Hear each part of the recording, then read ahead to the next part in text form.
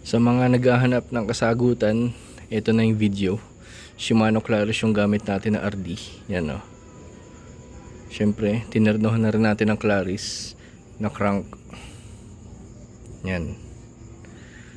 So, nalagay natin siya dito sa 34 teeth. Kasi ang purpose natin dito is malaking cogs or malaking kaset na pang-ahon.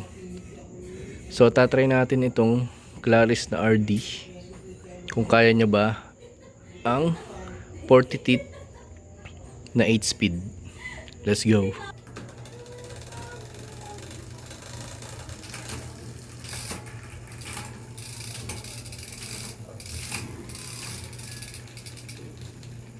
Kaya.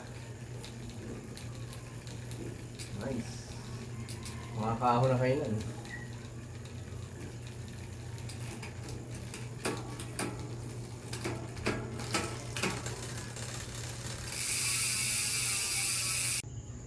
So kung napansin nyo kanina habang pinapaikot ko, sumasayad yung pulley do sa chain. So hindi naman natin siya gagamitin sa kahit anong ride. Itong pinakamaliit na chain ring and pinakamaliit na cogs. Yan. Hindi natin siya gagamitin. So syempre kapag nilagay natin siya dito sa pinakamalaki na chain ring, hindi na siya sasaya doon sa pulley.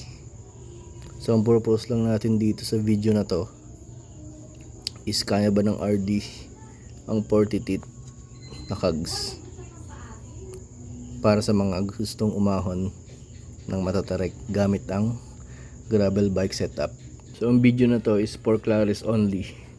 Yun, correction lang. So kung may mag-search ba dyan ng kaya ng Claris ang 40 teeth, eto na yan.